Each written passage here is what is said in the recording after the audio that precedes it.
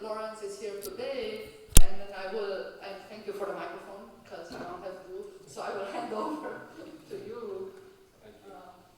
Thank you. Thank you. I got to put this back on now.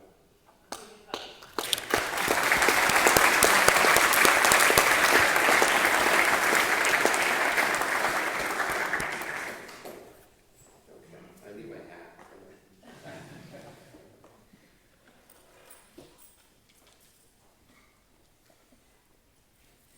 And my Hollywood hat, I hang out with some people who always wear hats, and I discovered they were allowed to, so I did. I think this is going to work now. Thank you. It's good to be back here. It is really, really always a pleasure to be back. And as far as needing to defend science against attacks, it's true that in the United States it's necessary right now, but you just wait, because the United States exports everything. I wish we'd export Donald Trump, but it's, we may do that as well.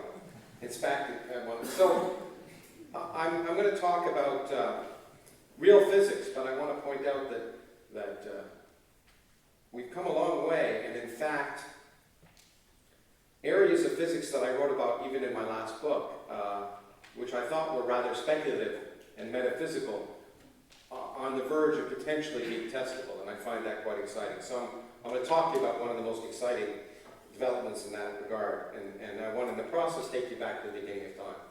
So, but the great thing about cosmology, one of the reasons I do it, is because it has no practical application whatsoever.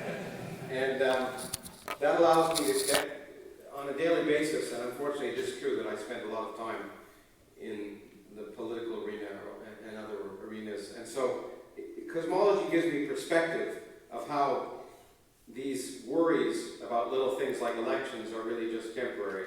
So the story that I'll tell is that we're really living in the best of times right now. And by the best of times, I mean that the Large Hadron Collider turned on and didn't create a black hole that destroyed the world. And but it is the worst of times, and that's my, there we go. And what's wonderful is that when you can get away from this by turning to a picture like this, because this really demonstrates what is so remarkable about our picture of the universe. This is one of the most recent pictures from the Hubble Space Telescope. It's a multi-chromatic image, so the colors are correct. If the projector was better, you'd see them better. But and in this image, every dot is a galaxy. Oh, you don't have to do that because people will fall asleep. I like it as light as possible. Maybe that's okay. And so every dot here is a galaxy, not a star. There are 100 billion galaxies in our observed universe or so, and each of them contains about 100 billion stars. And the faintest blue galaxies here are maybe 9 or 10 billion light years away, which means the light left them 9 or 10 billion years ago, and that means the light left 4 billion years before our solar system was formed. But since main sequence stars, like our sun, live about 10 billion years, many of the stars in this picture are no longer shining. Okay? And the civilizations that may have existed around those stars are long dead.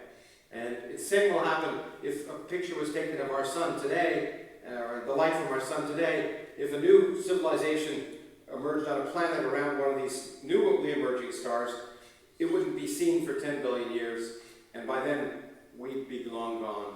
Our sun will be long gone. Donald Trump will be long gone. And so we are really insignificant. Everything that we worry about on a daily basis, the things that control your life, are nice for you, but in a cosmic sense, they have no relevance whatsoever. And I find that comforting. But it's also amazing what this causes you to think about. Of course, what about the civilizations? Are we alone in the universe? The big question. But also, when you look at this, there's something you probably don't think about, but people like me do. I didn't tell you where that was, in what direction. And the reason is it doesn't matter. Because the universe is the same in all directions. It doesn't matter what direction we look. Now that may not seem too surprising, but it should be surprising to you, because if the light from that end of the universe that we can see is arriving to us now, and the light from that end, then those two regions never were able to communicate with each other before today. Because nothing could travel faster than light. So if they couldn't communicate to one another, how do they know to be exactly the same? That's a big problem, and in fact a problem that's driven much of the theoretical development in my own field over the last 50 years, and I'll talk about it a little bit. To understand it, we really want to look back in time, because we're doing cosmic archaeology here, but we can only see back with our telescopes currently now maybe 10 billion light years away. With the new James Webb Space Telescope, we'll see a little bit further. But that's not the beginning of the universe. If we want to look back, we can look back further. There's a point where we can't look back any further if we use light. If we use light, the furthest we can look back is this point right here. This is the cosmic microwave background radiation from the Big Bang. When we look out at the universe before the age of stars, if we go back to a time when the universe was about 400,000 years old, it was very hot and dense. And before that, it was opaque. You couldn't see through it. So it's like the walls in this room. I can't see past them. The air is transparent, but I can't see past the wall. There is a wall in our universe, essentially. As we look out with light, we can never see past the point where the universe first became transparent. Okay? And that's a surface, a spherical surface that's out at over 13 billion light years away from us. Now, this is a projection of that spherical surface, and it's actually the same. This is our galaxy. It's a two-dimensional projection. It's the same as actually, it's upside down here. This is better. My wife lives in Australia, so I try not to be Northern Hemisphere centric. But it's the same projection. And I'll go back for a second to this. Here's the galaxy. This is this surface that is, so that's up and that's down. Okay, that's projected on a plane. And the galaxy is interesting, but you can try and get rid of it. And what's amazing is we can. It's a big surprise in a sense. And when we get rid of the galaxy, this is that surface. And color represents temperature. This is the temperature of the universe today. Back then it was 3,000 degrees. Today it's about 3 degrees above absolute zero. And this is the radiation coming at us from that surface when the universe first became transparent. So it's a baby picture of the universe. And what you notice, first of all, is the colors are not all the same, and that's because there are little lumps, hot spots and cold spots. This is before any galaxies appeared. These hot spots and cold spots would later collapse to form all the galaxies and structure we see today. And there are groups here at Zurich who build universes on a computer to see how you can go from there to here. And probably the best simulations in the world are done here, in fact. But it is still pretty uniform, even though these lumps are there. The lumps are really small variations. The average temperature here is about 3 degrees. The hot spots and cold spots represent variations in temperature of about one part in 100,000. So the temperature is completely uniform to 1 part in 100,000, which exacerbates this problem. Why is the universe the same temperature everywhere if all those regions are only now just communicating to one another? Okay, if I open the door to the outside, the temperature of the outside right now will be different than it is in the room because you're all heating it up and I'm emitting lots of hot air. And so it takes time for things to thermalize, but the universe hasn't had that time. It's a problem. Okay. But this is as far back as we can see with light. If we want to use light, which is the easiest way to look at the universe, we can't ever do any better. Okay. So if we want to look back earlier in the history of the universe, we have to look for something that interacts much less strongly than light. Something that can get maybe from the Big Bang all the way through that dense, hot, dense, opaque plasma of matter and make it to us today. What interacts more weakly than light? Well, many things, but in particular gravity. Gravity is the weakest force in nature, by far. And you may not feel like that when you're waking up in the morning or climbing the hill to get up here like I did with my luggage. But that's because every atom in the Earth is attracting each atom in your body. Gravity is incredibly weak. But gravity is incredibly interesting. And 100 years ago, Einstein realized that something that James Clerk Maxwell had realized 50 or 60 years earlier was true for gravity. Namely, if you're sitting in this room and taking a physics class, you will learn that if I shake an electric charge, make an electromagnetic wave. It was a triumph of the 19th century. What Einstein realized is that matter and energy affect the properties of space. Matter and energy can curve space, could cause it to expand, could cause it to contract. And therefore, every time I move matter around, I'm disturbing space. All of you are doing it right now. When I move my arms around like I'm doing, I'm producing a disturbance in space, and Einstein realized that disturbance will propagate out just like an electromagnetic wave would, but in this case it's a wave of gravity, a disturbance in space. So what would that look like? And so here, this is going to hypnotize you, but it's also, if there was what is called a gravitational wave coming out of that board, then what would happen in this room is the length of this room would shrink in this direction and stretch in that direction, and then shrink in that direction and stretch in that direction alternately. And it's happening all the time. I just created a gravitational wave. But for those of you who weren't drinking too much last night, the room is not doing this, as far as you can see. And that's because gravity is so weak. You can't possibly measure the variations in the length of this room by the gravitational waves I'm generating. They're so weak we can't measure them. But they're there. And gravitational waves are weak, but because they're weak, they can make it to us from systems that we would never be able to see otherwise. This is the three-dimensional version of this, but three-dimensional images have no information as far as I can tell. They just look good. But this is what a gravitational wave would look like as it's moving through this room. And so people have realized that was the case, and a bold group of experimentalists decided that they would try and measure this. And built, as I'm sure you've heard about, gravitational wave detectors. And one made a discovery that caused a lot of attention in the last 6 months. And this is it. This is what's called the LIGO Observatory, and it was designed to detect gravitational waves, not from my waving my hands. But if you want to detect a gravitational wave, the more intense the movement of matter, the bigger the amplitude of the wave. So you want to look for the most catastrophic occurrences in our universe. And perhaps the most catastrophic occurrences in our universe now are when two massive objects that are black holes, collapsed stars, when they collide. You can't do better than that in principle. They're incredibly cataclysmic. So we want to detect the collision of black holes, if they exist in our galaxy or other galaxies.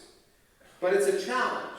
So this detector was built, and the arms are perpendicular to each other, and they're each 4 kilometers long. And there's one of these in Washington State, in the United States, and another one down in Louisiana, in the southern part of the United States. They're identical. And if a gravitational wave comes down from above, then the length of this arm will get shorter, and the length of that arm will get longer, and then this one will get longer, and now it'll get shorter. So all you have to do is measure the length of these arms. Easy. Okay? Not so easy. Because here's the challenge, and this is why I'm a theorist. And okay, so if two black holes collide in a nearby galaxy, two massive objects bigger than the mass of our sun collide in this catastrophic event and produce gravitational waves, we can calculate what the effect will be here. And the effect will be to change the length of this arm, which is 4 kilometers long, compared to this arm. So it changes length to 4 kilometers by an amount equal to 1/1000th the size of a proton. I want to repeat that. 1/1000th the size of a proton. Now, if that doesn't surprise you, then you're not awake. Because it's amazing. No science fiction writer would ever propose that we could do such a thing. Okay? And it is amazing that we can. Because when a truck over here, driving over here, hits a pothole, it creates a disturbance much bigger than that. Okay? In fact, the quantum vibrations of the mirrors, because I'm going to show you how we do this, those vibrations are bigger than that, just due to quantum mechanics. So we have to actually somehow overcome quantum mechanics, or at least use quantum mechanics by processes called squeezing and quantum optics. So when we do this, the way we measure these lengths is quite simple. We send a laser beam there and bounce it off, and measure the time it takes to get here, and send another laser beam, well actually the same beam, we split it into two. a laser beam here, bounce back. And so here's a simulation of what we, or an animation of what we do. So send the beam, it breaks there, and if these two things are exactly the same length, then we can use the fact that the light waves will interfere with each other in a very specific way. So we send a wave out, and these things are determined to be not exactly the same length, but such that when the wave bounces back from this mirror, it will be exactly out of phase with the wave bouncing back from this mirror. The two will cancel exactly, and on this screen you'll see nothing. It'll be dark. So, and you'll see that in a second. But when a gravitational wave comes by, you change the length ever so slightly and you change the interference. So if you look at this screen, which we'll eventually do, instead of darkness, you'll see bright spots. And that's the idea. It sounds simple, but of course, it requires the most sophisticated technology that humans have been able to do as far as optics is concerned. It requires a tunnel, the tunnels, for example, just so the light doesn't get scattered and changes the rate at which it goes from place to place. The vacuum in the tunnel has to be much, much greater than, say, the vacuum even in the Large Hadron Collider, much, much greater than the vacuum of space itself. One of the many challenges to do this. So it's really amazing that this is even possible, and I actually, frankly, never thought it would be possible. And I was highly skeptical, as I am of all experiments. But nevertheless, some people are willing to spend 40 years of their life on it, and amazingly, actually, it was upgraded. It was built first to work in about 2000, but the sensitivity was only, it could only detect the length scale change of 1/100th the size of a proton. And so it was turned on, and maybe we hope we'd be lucky. But then it was upgraded. And it was upgraded, and September 14th of last year, it was turned on to see if it would run. And they did what's called an engineering run. If you're doing a scientific experiment, you turn everything on to see if it works. You don't do science yet with it. And in fact, Ray Weiss, who's the one who really designed this, didn't want to take any data. He just wanted to twist the knobs and see if it was working. Fortunately, the people who were working on the experiment didn't listen to him, because an hour after it turned on in the engineering results, they saw what we've been waiting 50 years to see. A gravitational waves from two black holes that collided in a distant galaxy. So here's the signal that was seen.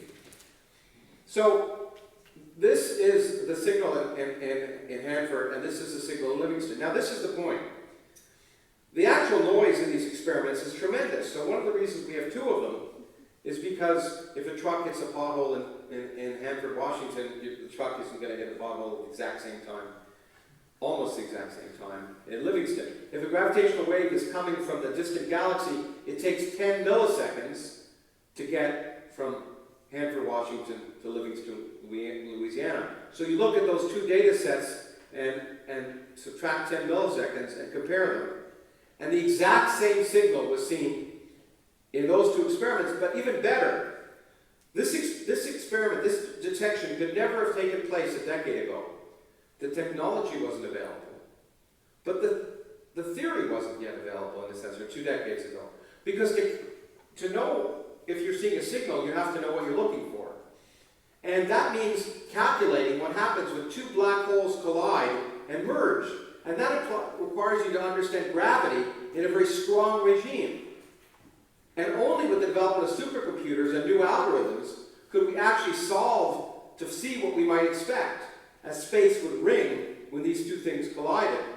And so this superimposed on these images is the template of what you'd expect if two black holes collided. And what's amazing is the calculations agree exactly with the observations, which tell us precisely what happened. And what happened is this. Here, this is an artist's representation, in case you're wondering. Here are the two black holes that collided 1.3 billion light years away. So it's really lucky that they did the science, because these black holes conveniently collided 1.3 billion years ago, and if it had turned out an hour later, it would have missed it. You know, they did that just for us, and we almost missed it.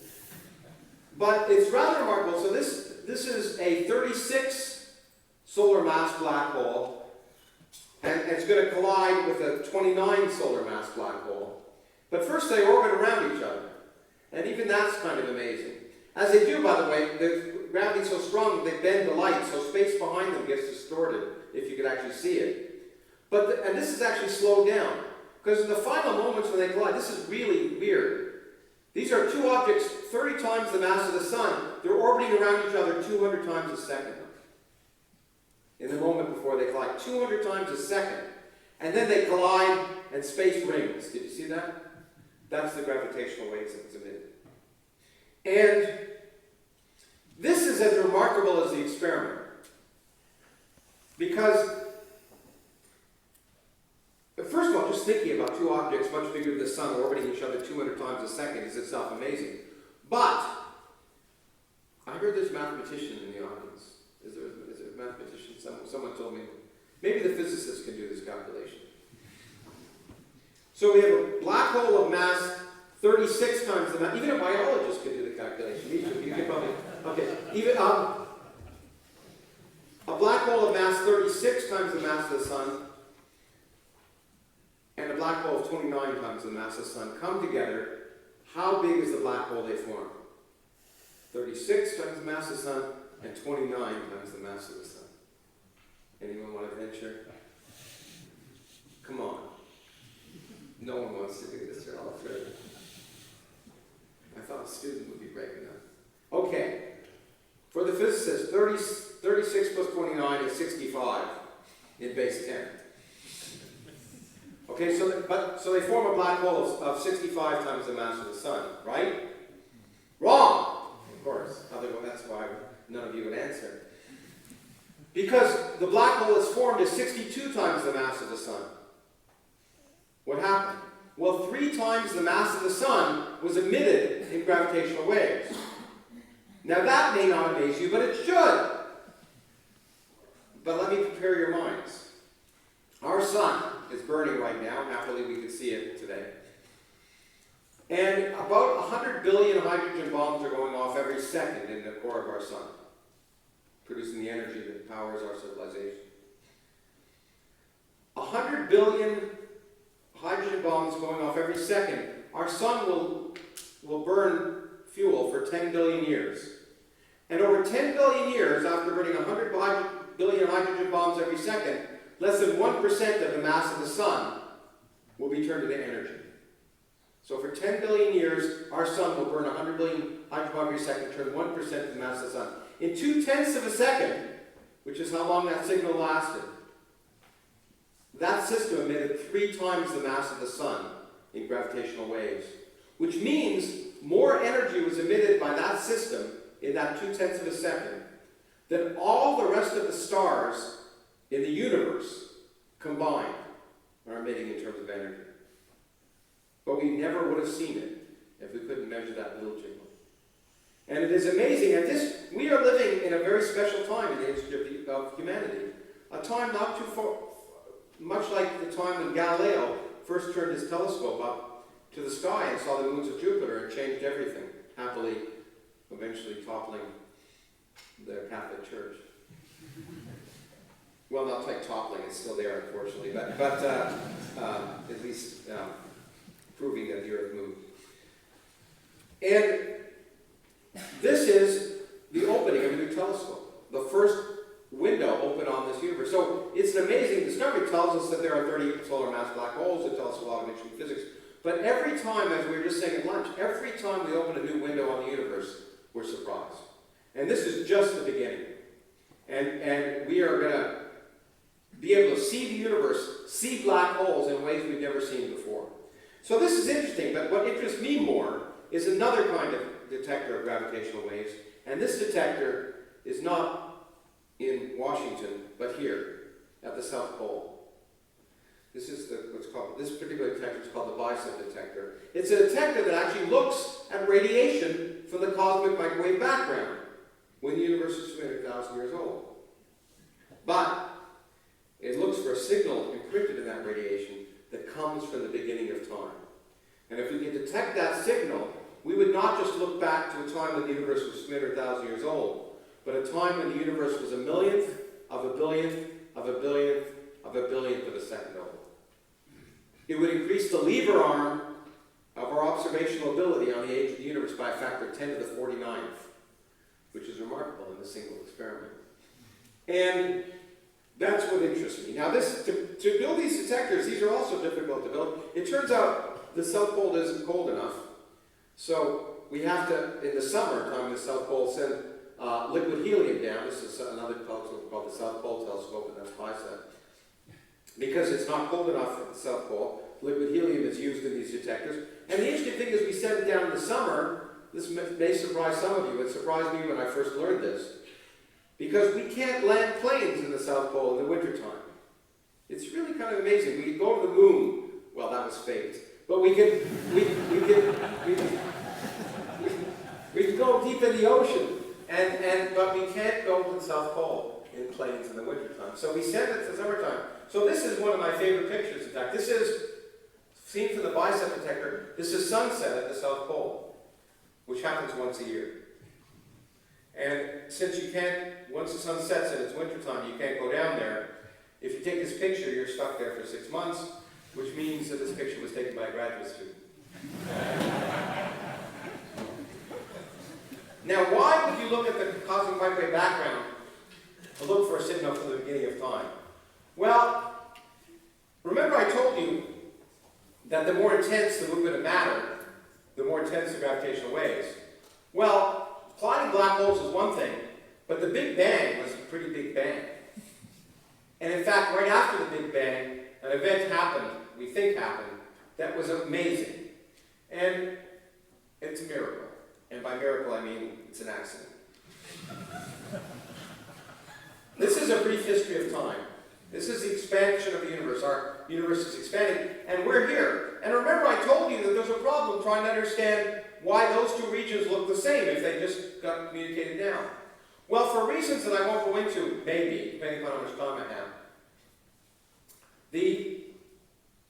we think a period very shortly after the Big Bang, a millionth of a billionth of a billionth of a billionth of a second after the Big Bang, our universe suddenly puffed up by a huge amount. It increased in volume by a factor of 10 to the 90th in a time interval of a millionth of a billionth of a billionth of a second. It went from the size of a single atom, which is amazing. Think about it. All the energy and matter in 100 billion galaxies contained in the region the size of a single atom. It's amazing. But it went from the size of a single atom to the size of a basketball or a soccer ball in Europe.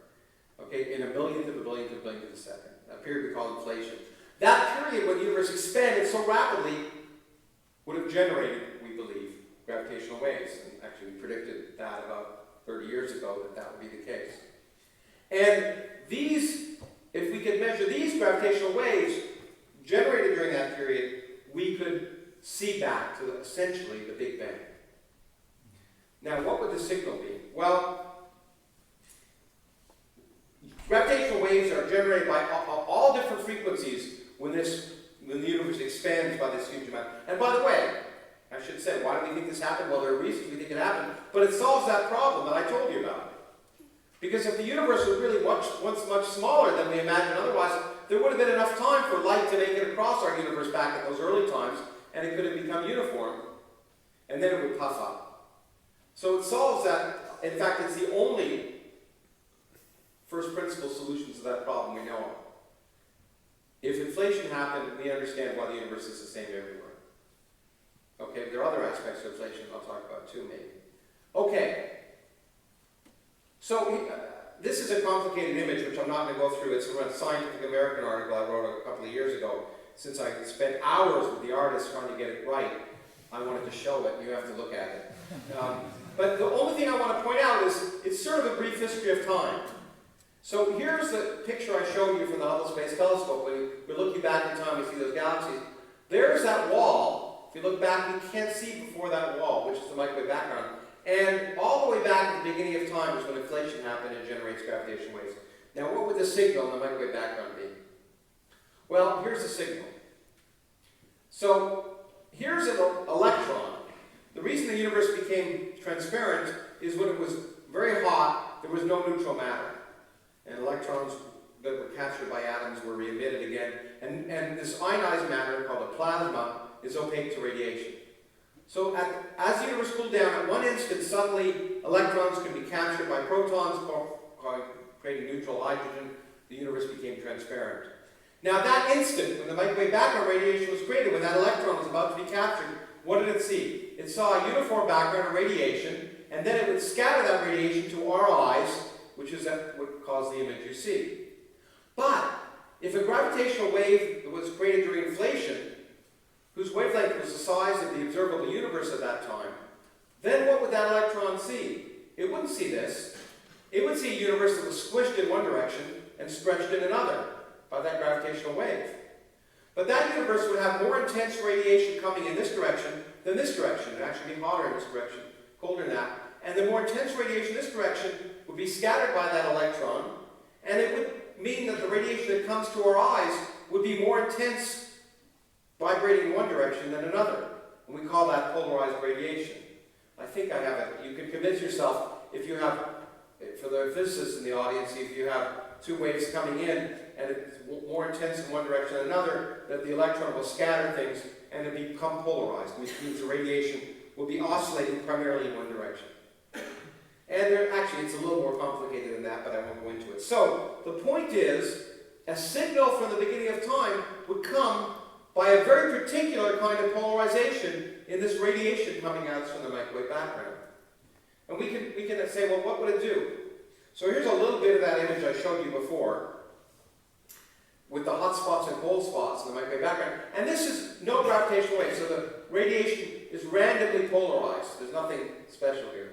But if gravitational waves from the beginning of time are there, this image would change into this image, which looks just the same, unless you're very, very careful. This is a really hard thing to see. But experiments like Bicep were set up to try and look for a signal from the beginning of time.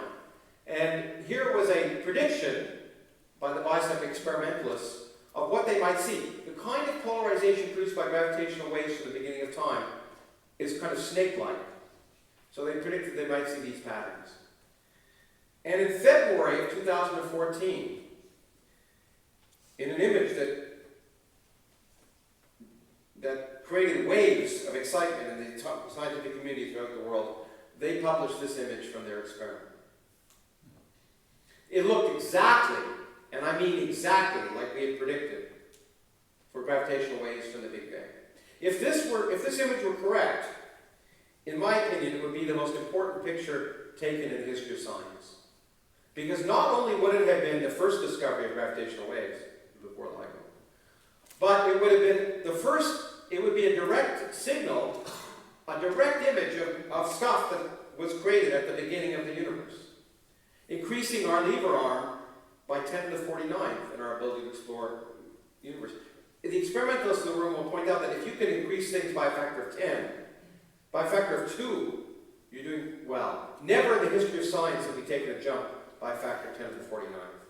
And I'll tell you in a second what we could do if we could see that. Now, I'm hedging this. I say if it were true, if it were there, if it were right. Well, the reason I'm saying that is we don't know if it's right. In fact, it's probably not. It's probably part of the fact that as Einstein might have said, the Lord is actually malicious. Okay? Because, so this is another way of seeing the data, which I don't need to go into. It's called, it's expanding the data in what are called multipoles, which is looking at it on the sky and measuring the size of the signal at different scales. But the important thing that matters is here's the data they took. And here's the prediction from inflation. That's why we got so excited. It agrees exactly.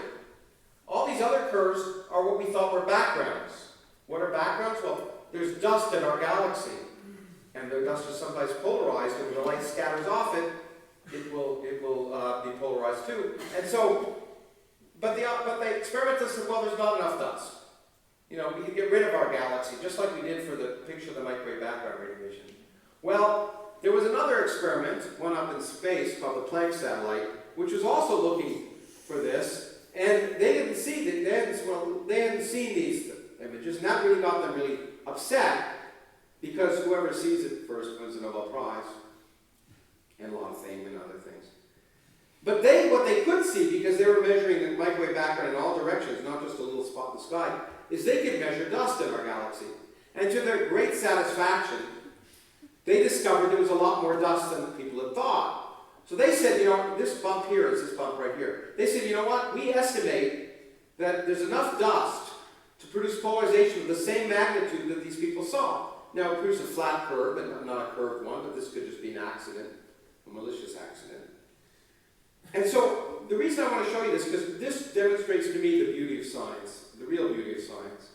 Because you have these two ideologies, these two experiments. Each one hates the other one. Each one wants the other one to be wrong. Okay? So what do? Do they cut each other's heads off? No. They say, let's do a joint analysis. Because what they want to do is actually ultimately find out what the right answer is. That's the virtue of science, is that no matter what you want to prove yourself wrong, ultimately, as much as you want to prove yourself right. So these two experiments did a joint analysis. Now, you couldn't do, they couldn't see exactly the same region as this, so they couldn't reproduce things exactly. But this is what happened. So, yeah, let me just show you. This was the original results from 2014. It's a number called R. And if R isn't 0, then there's gravitational waves from the Big Bang. And you can see they had an incredible observation.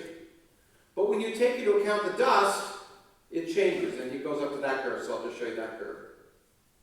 Now, you look at this, and you say, well, look, this is the likelihood that R is some number that isn't 0. And you can see it's peaked at non-zero. So you say, well, didn't we discover gravitational waves from the Big Bang? The answer is no. The reason is, this is physics, not medicine. Okay? And so, if you look at this likelihood plot, you'll find that the likelihood that actually just random noise would produce a signal seen turns out to be 8%. The likelihood that this is a natural signal is only 92%, which, as I say, in medicine would win a Nobel Prize. But in physics, 92% isn't good enough. Especially, as Carl Sagan would have said, extraordinary claims require extraordinary evidence. If you're going to say you saw a signal from the Big Bang, you better say it with a certainty you're better than 92%. In physics, we like to think of 99.995% as probably a good test of whether something's really true. It's the kind of level that you'd look at the Large Hadron Collider when Higgs was discovered or something like that. So unfortunately, we don't know. The answer is right now, we don't know if we saw a signal from the Big Bang. But I want to spend the last few minutes of the talk saying, maybe this isn't it, but we're doing better experiments. We're doing more sensitive experiments. And what if buried in this, this is the data just to show you how good they are. You see, this is, it says there's an 8% chance that it could be only dust, and that's not good enough. Okay. But what if this, somewhere buried in that wiggly thing, are gravitational waves from the Big Bang? What can we learn? It's kind of amazing. It will give us a direct probe of the universe at the moment of its creation, essentially. And it is remarkable what we could do, and I want to just tell you some stuff. And I've thrown some stuff, this slide is for I figured I had to have something for the physicists. It is an interesting fact that much time is spent trying to discover a quantum theory of gravity. We still don't have one, in spite of what some people would claim. It defies all theoretical attempts to merge quantum mechanics and general relativity. We haven't been able to do it yet. But what is important to realize is that we don't know that gravity is a quantum theory.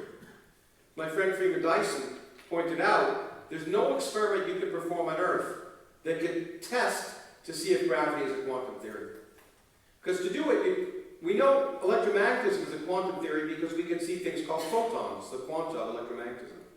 To know that gravity is a quantum theory, we'd have to measure the quanta of general relativity. They're called gravitons.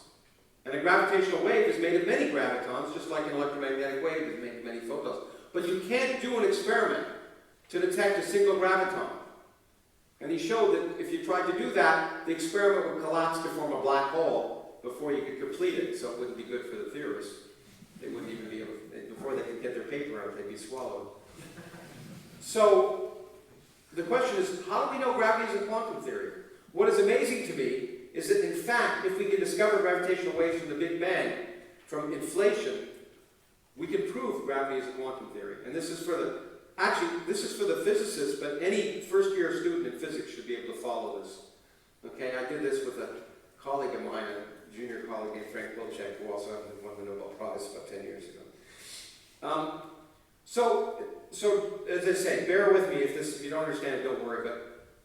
So inflation produces gravitational waves of constant energy of every frequency when they come inside what's the horizon and they start to oscillate. And gravitational waves, once they start to oscillate, die off as the fourth power of the expansion of the universe. So to get a dimensionless number, we multiply the energy density of gravitational waves by 8 to the fourth. And then we say, if inflation produced these gravitational waves, then dimensional analysis tell us the only things that could come into the equation are the speed of light, Planck's constant, the scale of inflation, and the gravitational constant.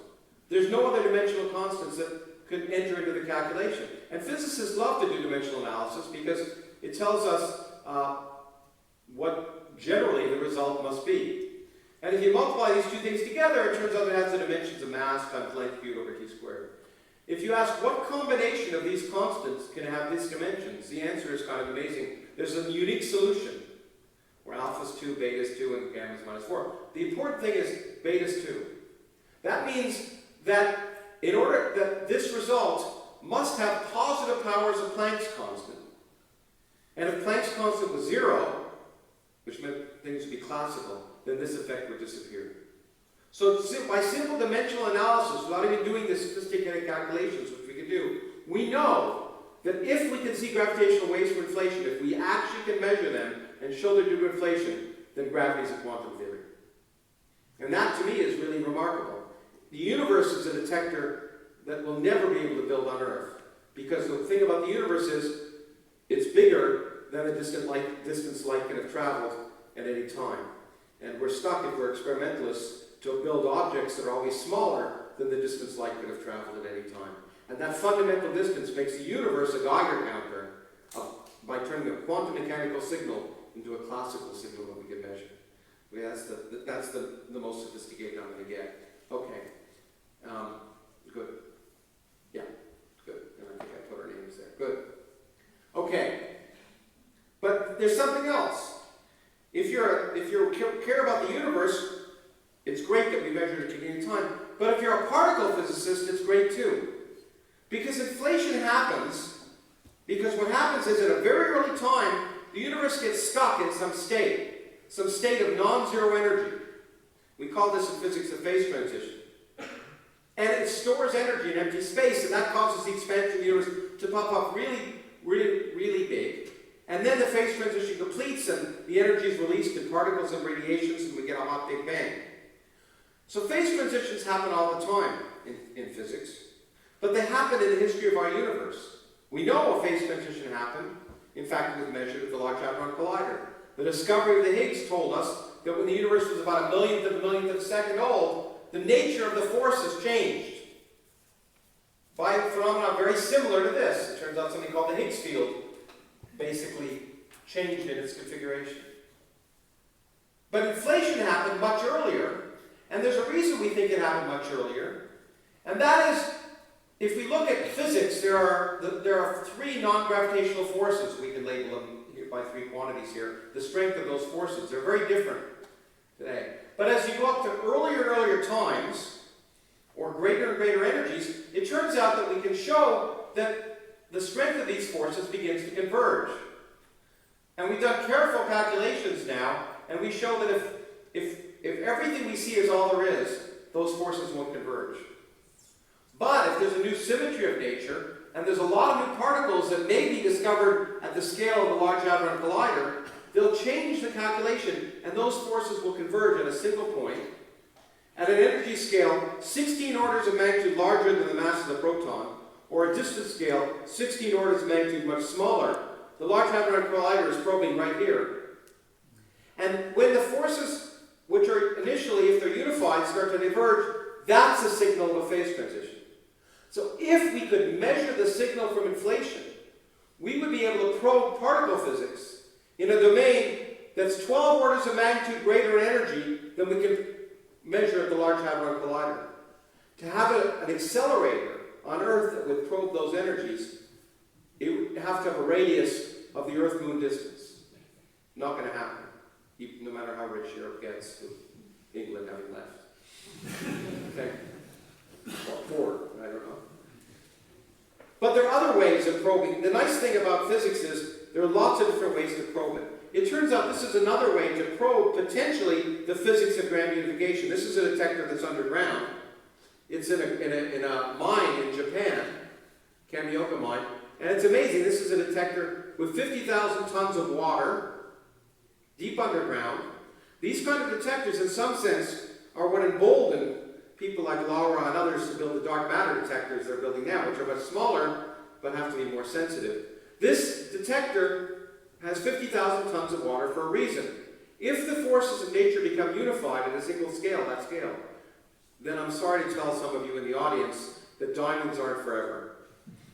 Matter will decay. Even protons will eventually decay.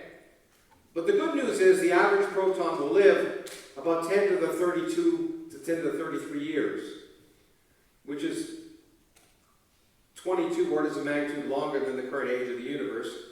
So you don't have to sell your diamonds, okay? Although it wouldn't be bad if you did. But you might say, well, okay, we'll never measure that. But this is quantum mechanics. The average proton will decay in 10 to the 32 years, but if you have 10 to the 32 protons in one place, on average, one proton will decay each year. Where can you find 10 to the 32 protons? 50,000 tons of water. So this water tank is built with all these phototubes, and it's got to be kept with the cleanliness of a laboratory clean room in a working mine. And it's amazing. This experiment was built in the 1980s because we told them that protons will live 10 to the 32 years. Since then, our calculations have refined, and they probably live 10 to the 34 years. Because it was designed to be able to look for an event a year. You just keep it in the dark, and you wait for a proton to decay, there's a big flash of light. Now maybe it's every 10 years or every century, which is another reason why I'm not an experimentalist. And you have to do this very well. Remember the gravitational wave experiment. Because if the experiment goes down for 10 minutes, and that's the 10 minutes that a proton decays, you have to wait another century. Okay? So, but nevertheless, if one of these protons decays, and none of them has, it will probe grand unification at a different regime. But then the other place, of course, that will get information is the most complicated machine that has ever been built, which is the Large Hadron Collider in Geneva, near the airport. If you go in Geneva and look out at the grass and the farms underneath it is that beautiful 26-kilometer ring, and there are people here at this university who work here on this particular experiment, and when we send protons around at 99.99995% of the speed of light, protons at 99.99995% of the speed of light here, they go around from France to Switzerland without passports 1,000 times a second, and they collide, and we're looking to try and understand if we can, for example, see those supersymmetric particles that might tell us that grand unification might be what we think. And we build what are truly the most amazing machines. This happens to be CMS, which is worked on here. This is an okay picture of it. There's a better picture of it, because I'm in it. Here we are. This is actually a picture that Laura took when we were there together with the class a bunch of years ago. And I could go on and on about how amazing this machine is, but I won't, because I want to end on time, more or less. But this, if it detects new particles, can give us another indirect signal. So you see, the point is we have physics coming in many different directions. But the first place that we may learn about that incredibly early moment in the history of the universe, that incredibly high energy, where all the forces of nature may have been unified, will be looking at gravitational waves. And I want to end by saying this could do something else. And in my last book, I talked about the fact that physicists like me think that our universe isn't unique. That we think there are many universes. And the laws of physics could be different in each universe. That sounded to some people like religion. It wasn't, because it was well motivated. But it also sounded like it was philosophy or metaphysics, because those universes will be forever removed, we'll never see them directly. But interestingly, you see, it turns out the process of inflation generically produces many universes, depending upon the nature of inflation. But if we can probe this gravitational wave signal, then we'll be able to measure the physics of inflation. And we'll be able to, for example, learn about grand unification and the nature of that phase transition. And not only might we get a theory that will ultimately explain why there are three forces in nature that are different, why the proton is 2,000 times heavier than the electron, all of the things we can measure, but it'll make a prediction about something we can't measure. If we can measure inflation and know the kind of phase transition, we'll know if inflation is eternal. And if inflation is eternal, then what happens is spaces continue to expand today and will for all eternity. There'll be small regions, like our universe, that will kind of, like a snowflake, form a phase transition in a local space that will leave inflation and form a universe, a hot Big Bang like ours. In other universes, the laws of physics may be different and there may be no galaxies. And that's why we're in this universe, because there are galaxies. So one of the ideas of this is that the properties of our universe may be the way they are just because we're here to measure them. Which sounds like religion, but it isn't, because it's well motivated. But also, more importantly, it's really cosmic natural selection. It's just an extension of Darwinian natural selection. We find ourselves living only in the universe in which we can live. It would be fascinating, it'd be worth a book if we could find ourselves living in a universe in which we couldn't live. That would be worth a book. But what's fascinating is 3 years ago that was metaphysics. But if we can measure gravitational waves for inflation, we will never be able to see these other universes, but we'll have a theory that make 50 predictions that we can measure. And the 51st, that there might be other universes, which we'll never know, is highly indirectly plausible, in fact probable. It's really just like over 100 years ago when Einstein first did his PhD thesis, which, was here, I think. First, in fact, proposed the existence of atoms and showed how you could indirectly know that atoms existed. No one ever thought you'd ever be able to measure an atom, but we knew atoms existed. In this case, we may actually know, empirically, that our universe is not unique. And I find that truly amazing. So, going back to this picture, looking at it and thinking about it has taken us an incredible way. This is the spirituality of science, the awesome inspiration of science. And as I often like to say, the spirituality of science is the kind of spirituality I'm in favor of because it's real. And it has led us to the moment where we may be able, in the lifetime of the people in this room, be able to probe the Big Bang itself and discover who knows what. So these are interesting times, and I'm happy to share them with you. Thank you very much.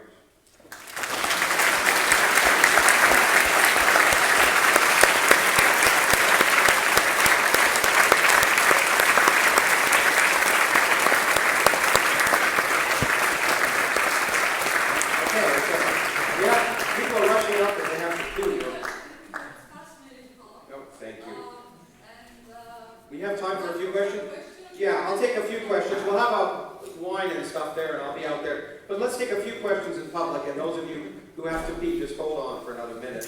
And maybe one or two questions in public? Yeah.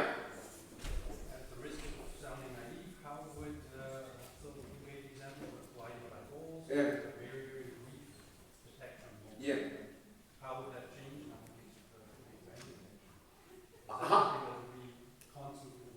Well, no, the Big Bang rang, so the black holes ring once. It turns out the Big Bang is sort of constantly ringing, only in the sense, well, the inflation happened in an instant, but it produces waves of all different wavelengths. But those different waves become important at different times. Let me give you an example. If I produce gravitational waves that have a wavelength such that their period of oscillation is 1 year, when the universe is 1 second old, they haven't started to oscillate. They only start to oscillate when the universe is 1 year old. The ones that start to oscillate when the universe is 380,000 years old produce this signal. But there are other ones that are just the size of our universe now and starting to oscillate. So we have built this one major gravitational wave detector, but in fact there was a workshop here at this university this last week on what's called the LIGO experiment, which will take not 4 kilometers, but maybe 4 million kilometer long tunnel where you can produce that in space. And eventually detectors like that will in principle be able to detect this radiation directly in a very different frequency band than the microwave radiation. And that will be wonderful because we'll be able to probe it over a long range. Now that's kind of a 50-year project, so stay tuned. But as I said, this is the beginning of what I think will be the astronomy of the 21st and 22nd century. This is the future of our ability to look at the universe. This, and of course, dark matter detection. Okay? Yeah. Any other questions? No? Okay. Oh, there's one more. Okay. Yeah, get an extra drink if you ask a question. No, then everyone wants to. Yeah. I have a question about the polarization measurement in the Bicep experiment. Is there any plan to improve the sensitivity? Yeah, sure. The Bicep was the first attempt. There are probably 18 to 20 experiments right now that are going to improve the sensitivity by a factor of 10 compared to Bicep. In fact, there's Bicep 3 that's ongoing, but there are other ones too. And so the real problem may be, though, that sensitivity may not be the problem. Because you may be plenty sensitive to gravitational waves that have a much smaller amplitude, okay? But the background is the problem. And so the question is whether we'll be able to remove the background from dust. There are two ways to do that. One way is to leave the galaxy. That's hard. And the other way is to try and measure the signal at different wavelengths and different frequency bands to try and extract the dust. But it could be, we became very complacent. I remember, I'm old enough to remember the discovery of the microwave background fluctuations in 1992, which won a Nobel Prize. We were astounded, I was personally astounded at the time they could do that, because most of us thought the galaxy would get in the way. It turns out it didn't. So we became quite complacent that the galaxy could be removed. But when it comes to polarization, which is a factor of 1,000 to 1,000,000 times harder, it may be impossible to move the galaxy. And so the answer may be, independent of our sensitivity, we just might never know. We'll see. And so the answer, stay tuned. Which may be, yeah, one more, if it's good. First of all, could you repeat the question after I'm finished? Yeah, I'll repeat it. Sorry. So, what's some kind of advice you would give people who like want to investigate all those problems, but see like earthly problems that we have as Oh, humans so as a whole, and I don't want to say fear, but worry about the continued existence of humanity. well, so it's a good question. The question, if I can reinterpret it, is in some sense, why bother doing this when there are urgent things that we need to do to make humanity survive? And I understand that. The answer is, I will tell you, the answer is that we can do both, first of all. And if we stop doing one, then it's not worth doing the other. In the sense that I think what I'll do is a quote from Robert Wilson, who was the first director of the Fermi National Accelerator Laboratory, which was the largest particle accelerator in the world until the Large Hadron Collider. When he was building that, when that was being built, he was called to testify before Congress. And they asked him, would this aid in the defense of the nation? And would this aid in the defense of the nation? And his answer was, no, but it'll help keep the nation worth defending. Because if we are so impoverished that we cannot ask fundamental questions about our own existence and how we came into being, then it's not clear we're a civilization worth protecting anyway. So this is small potatoes. This, even the new LIGO experiment may cost 3 billion euros. That sounds like a lot of money. I have friends who could buy it. Okay? But worse than that, that was like 2 weeks of air conditioning for the Iraq War. Okay? So if you try and ask, if we don't have the money to do this, if spending $10 billion over 20 years to do an experiment is not going to change anything in terms of the urgent problems we need to address. And we need to realize that the science, the technology that we developed at the forefront of science is going to help us in many, many ways, in many different places. And that what we really need to do is use the process of science, the willingness to accept the world for the way it is, and solve the problems we really need to solve instead of burying our heads in the sand and pretending like we do in the United States that climate change doesn't exist. So, not by stopping science will we save the world, but by continuing to have a hard-nosed view of reality. And that's what's important. And that's what's worth ending this talk on. Thank you.